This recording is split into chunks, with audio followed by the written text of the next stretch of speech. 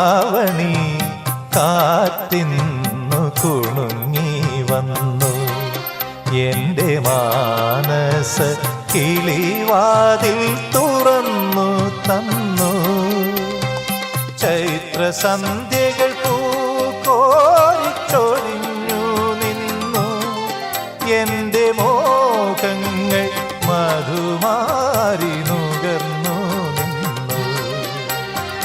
ചൈത്രസന്ധ്യകൾ പൂക്കോരിച്ചൊരിഞ്ഞു നിന്നു. എൻ്റെ മോഹങ്ങൾ മധുമാരി